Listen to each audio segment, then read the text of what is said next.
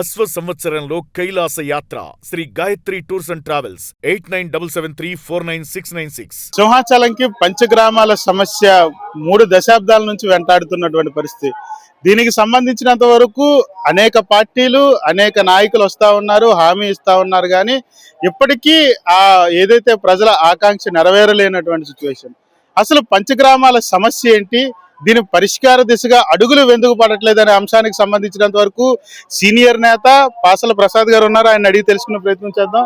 స్థానికంగా ఉండేటటువంటి సీనియర్ నాయకులు, అసలు ఈ పంచగ్రామాల భూ సమస్య ఏంటి, దీనికి తెరెందుకు పడట్లేదు? 3 దశాబ్దాల నుంచి ఏ పార్టీ వచ్చినా ఈ యొక్క భూతాన్ని చూపించి గెలుస్తా ఉన్నారు, కానీ గెలిచిన తర్వాత పక్కెళ్ళిపోతున్నటువంటి పరిస్థితి. ఎలా చూడొచ్చు అంటారు?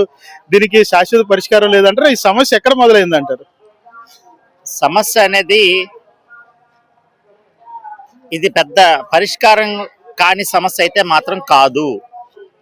ప్రభుత్వాలని రెవెన్యూ డిపార్ట్మెంటు, ఎండోమెంట్స్ డిపార్ట్మెంటు 2 కలిపి పక్కదో పట్టిస్తున్నాయి. దీనికి మూలం ఎక్కడ ఏర్పడిందంటే, యాక్చువల్గా పంచగ్రామాలు కాదు, 27 గ్రామాల శిస్తుల్ని విజయనగరం మహారాజు గారు పెదగాడి ఠాణా ద్వారా వసూలు చేసి, ఆ వసూలు చేసిన సొమ్ముని సింహాచలం శ్రీ వరహాలక్ష్మీ నరసింహస్వామికి ధూప దీప నైవేద్యాల కోసం వంశపారంపర్య ధర్మకర్తలుగా వాళ్ళు కీర్తింపబడడం కోసం పంపించేవారు. 1903లో గిల్మెన్ ద్వారా ఇక్కడ సర్వే చేసినప్పుడు 27 గ్రామాల్లో ఈ పంచగ్రామాలు కూడా సర్వే చేయడం జరిగింది. అందులో స్పష్టంగా మా పూర్వీకుల పేర్లు జిరాయితీ భూములు ఇక్కడ కలిగి ఉన్నాయి. మరి ఇక్కడ ఇనాం ఉంది, సర్వీస్ ఇనాం ఉంది, మేజర్ ఇనాం ఉంది. మరి రైతులు ఉన్నారు.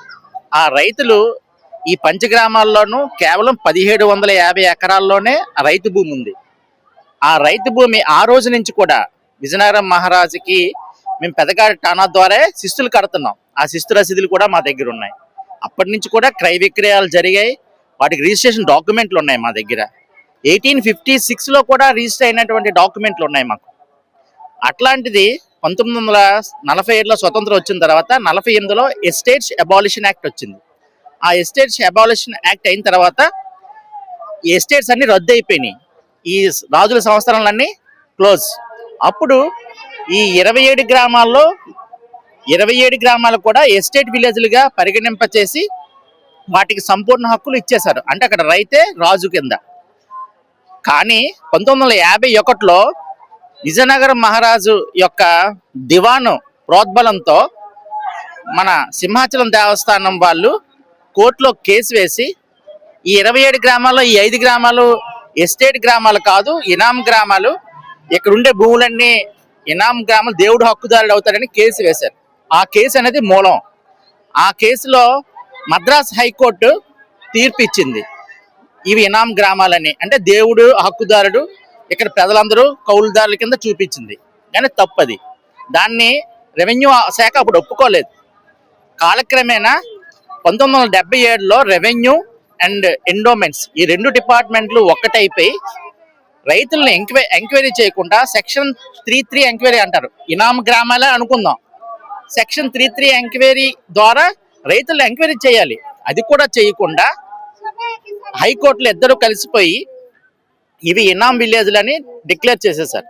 అప్పటి నుంచి ఈ సమస్య ఏర్పడింది. దానిపైన మానవ ఆంజనేయులు గారు 1994లో గెలిచిన తర్వాత ఎమ్మెల్యేగా అతను అప్పుడున్న ఎన్టీఆర్ ప్రభుత్వాన్ని డిమాండ్ చేసి హౌస్ కమిటీ వేయించారు 95లో. హౌస్ కమిటీ ద్వారా 96లో ఇక్కడ ఈ ఎంఆర్ఓ గారు, ఎండోమెంట్స్ డిపార్ట్మెంట్ వాళ్ళు, రెవెన్యూ వాళ్ళు కలిసి చాలా దారుణంగా పట్టాలు ఇష్యూ చేశారు. ఇక్కడుండే అడివరం గ్రామకంఠం 1903 గిల్మెన్ సర్వేలోనే 25 ఎకరాల గ్రామకంఠం ఉంది. అలాగే పాత అడివరం 8 ఎకరాల 50 సెంట్లు గ్రామకంఠం ఉంది. సింహాచలం కొండపైన 21 ఎకరాల గ్రామకంఠం ఉంది. ఈ గ్రామకంఠాలన్నింటినీ తీసేసి వాటికి కూడా దేవుడి పేరున పట్టాలు ఇష్యూ చేయడం, ఆఖరికి శ్మశానాలకు కూడా దేవుడి పేరున పట్టాలు ఇష్యూ చేయడం. అంటే ఇక్కడ ఊరే లేదన్నట్టు, ఇక్కడ రైతే లేదన్నట్టు, ఇక్కడికి ఇక్కడ ఉన్న వాళ్ళందరూ ఆక్రమణదారులు అన్నట్టు నిరూపించడం కోసం ఎండోమెంట్ అండ్ రెవెన్యూ వాళ్ళు కలిసి చేసిన పెద్ద పన్నాగం ఇది. ఈ కుట్ర, ఆ కుట్రలో మేమందరూ బలైపోయాం పంచగ్రామాల ప్రజలు. ఆ రోజున ఆ విషయాన్ని కూడా మరి మాకు తెలియజేయకుండా, ప్రజలకు తెలియజేయకుండా 98లో 22C పెట్టిన తర్వాత, అంటే రిజిస్ట్రేషన్లు ఆపేసిన తర్వాత మాకు తెలిసింది. అంతవరకు తెలియలేదు. 96లో ఇచ్చిన పట్టాలు 98 వరకు మాకు తెలియలేదు. ఇక్కడ పంచగ్రామాల ప్రజలకి అంత గోప్యంగా ఉంచి ఈ పట్టాలు ఇష్యూ చేయడం, ఆ పట్టాలు ఇష్యూ చేసిన తర్వాత ఇంత దుర్మార్గంగా ఈ రెవెన్యూ అండ్ ఎండోమెంట్స్ అధికారులు చేయడం వల్ల ఈ సమస్య ఉత్పన్నమైంది. ఈ సమస్య పరిష్కారానికి ఒకటే మార్గం, హక్కులు నిర్ణయించండి. నిన్న రాష్ట్ర ప్రభుత్వం మరి ఏదైతే ఇది ఉందో, అసెంబ్లీ ఉందో, అసెంబ్లీలో స్థానిక ఎమ్మెల్యేలు అందరూ మాట్లాడారు ఎంతో చక్కగా. గంటా శ్రీనివాసరావు గారి దగ్గర నుంచి మరి పల్లా శ్రీనివాసరావు గారు, గణబాబు గారు, పంచకర్ల రమేష్ బాబు గారు, విష్ణుకుమార్ రాజు గారు అందరూ దీని గురించి చక్కగా మాట్లాడారు. ఇక్కడ ఉండే ముఖ్యంగా కావాల్సింది ఏంటంటే 96లో ఇచ్చిన పట్టాలు శాంటిటీ, వాటిని పునఃసమీక్షించండి. అందులో హక్కుదారులు ఎవరు, ఆక్రమణదారులు ఎవరు తేల్చండి. అంతేగాని అందరూ ఆక్రమణదారులు అని చెప్పేసి ఒక ఘాటిని కట్టేస్తే మేము ఎందుకు మా పూర్వీకులు ముత్తాతల నుంచి మాకుండే భూముల హక్కులు కోల్పోతాం? ఎందుకు మేము ఆక్రమణదారులుగా మిగిలిపోతాం? ఇది చాలా అన్యాయం. ఎందుకంటే రెగ్యులరైజేషన్ చేస్తాం, దాన్ని మీరు రెగ్యులర్ కట్టుకోండి, డబ్బులు కట్టండి అంటే మేము ఆక్రమణదారులు అయితే డబ్బులు కడతాం. 275 సర్వే నెంబర్లో ఉండే 6000 ఇల్లు ఆక్రమణలు అవి వాళ్ళు డబ్బులు కడతారు. అంతేగాని మేము రైతుల ద్వారా కొనుక్కున్నటువంటి గృహ నిర్మాణదారులైనా, ఖాళీ స్థలాలైన వాళ్ళైనా వీళ్ళు ఎందుకు కట్టాలి? ఆ హక్కులు అనేవి తెలియజేయండి. గణబాబు గారు నేను చాలా క్లియర్గా చెప్పారు, ఎస్టేట్ విలేజ్లు ఇవి మీరు పరిశీలించండి, హక్కులు సమీక్షించండి అని చెప్పారు. ఇప్పుడైనా సరే ప్రభుత్వానికి టైం ఉంది, ఇంకా 3 సంవత్సరాల టైం ఉంది. ఈ 3 సంవత్సరాల టైంలో మన అడ్వకేట్ జనరల్ గారిని కానీ, నిష్ణాతులైనటువంటి రెవెన్యూ అండ్ ఎండోమెంట్స్ డిపార్ట్మెంట్లు కానీ, ఒక రిటైర్డ్ జడ్జిని కానీ, అలాంటి వాళ్ళందరినీ పెట్టి ఇక్కడ హక్కులు నిర్ణయించండి. ఇక్కడ రైతుకి హక్కు ఉందా లేదా తేల్చండి. ఎందుకంటే మిమ్మల్ని పదే ప్రతి ఒక్కడు, ఆ మూర్తి యాదవ్ లాంటి వాళ్ళందరూ వచ్చి సింహాచలంలో ఉండే ప్రజలందరూ ఆక్రమణదారులు అంటారు. ఏంటిది ఈ దుర్మార్గం? ఇక్కడ ఉండి మేము ఆక్రమణదారులమా? మేము సంపూర్ణ హక్కుదారులం. అందులో నా గిల్మెన్ సర్వే మీరు చూస్తే చాలా క్లియర్గా అర్థమవుతుంటది. ఇక్కడ రైతు పేరు, జిరాయితీ భూమి, రైతు పేరు ఉంటుంది. ఆ కిందనే జిరాయితీ భూమి శ్రీ వరహాలక్ష్మి నరసింహస్వామి అని ఉంటుంది.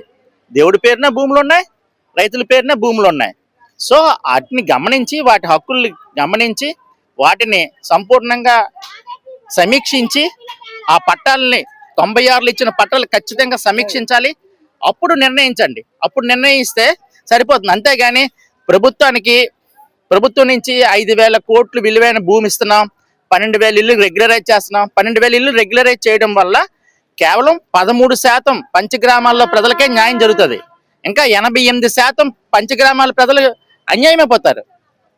5,000 కోట్లు భూమి ఇస్తున్నారు మీరు. అంతకు ముందే సుమారు 10-15 వేల కోట్లు విలువైనటువంటి సింహాచలం కొండను అప్పచెప్పారు. ఆ రోజున 5,280 ఎకరాలు అది గవర్నమెంట్ ల్యాండే.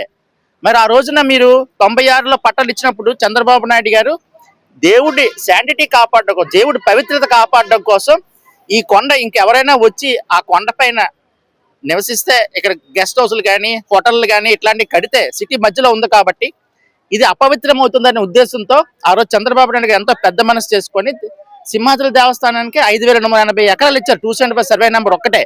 మరి దాని విలువ ఎందుకు కట్టరు? దాని విలువ కట్టి హైకోర్టులో సబ్మిట్ చేయండి. ఇంత విలువైన భూమి ఆల్రెడీ మేము ఇచ్చాం. ఇక్కడ సమస్య ఉన్నది కేవలం 1,750 ఎకరాల్లో ఉండే రైతులకే.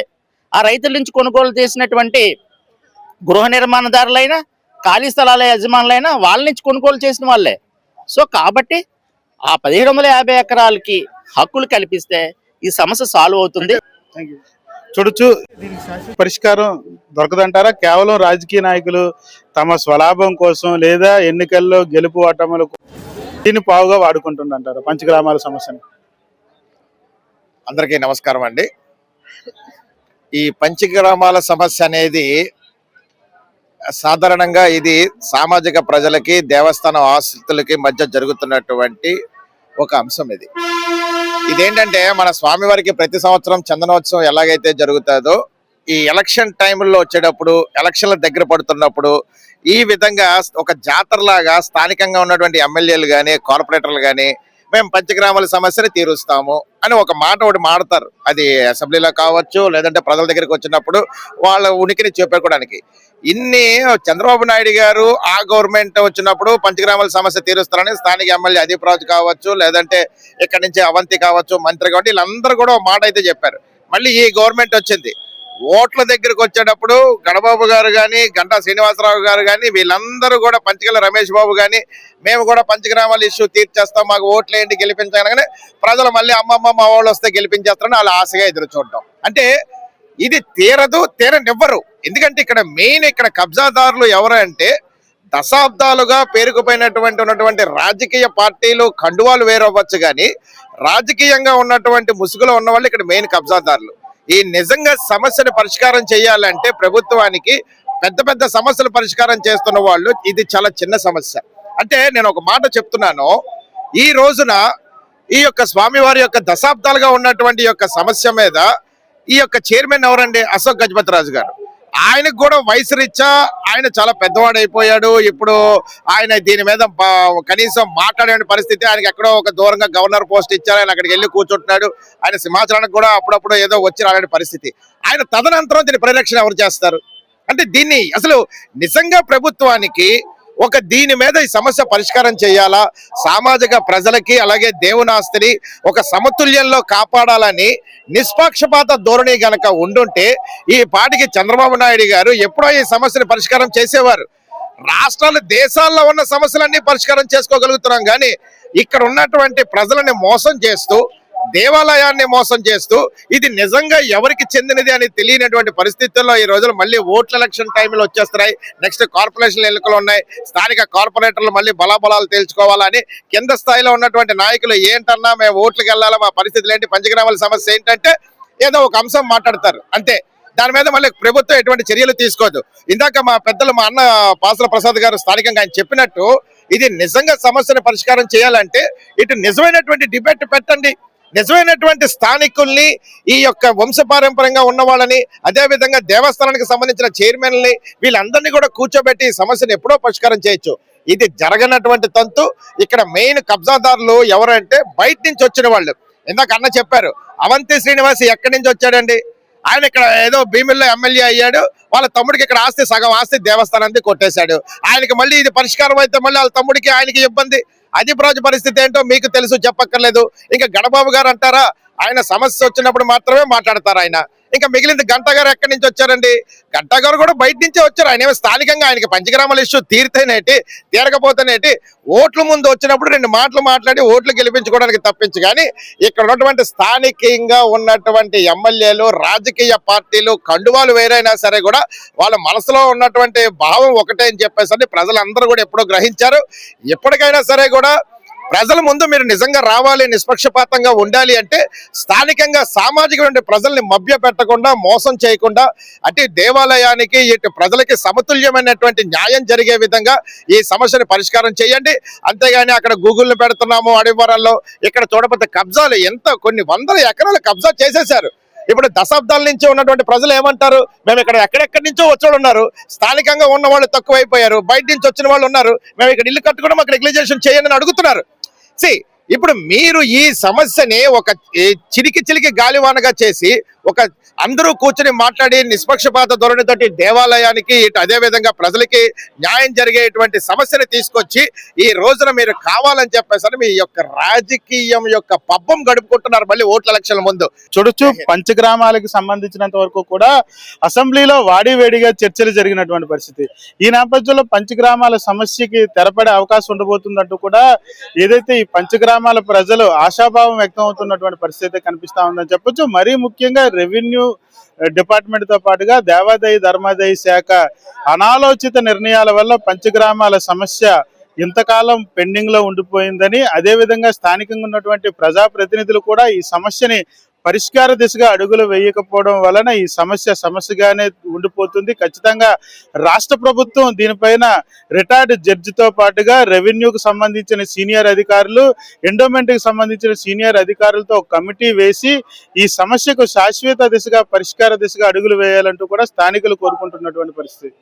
కెమెరా పర్సన్ నారాయణతో భరత్, యూటీవీ, విశాఖ నుంచి.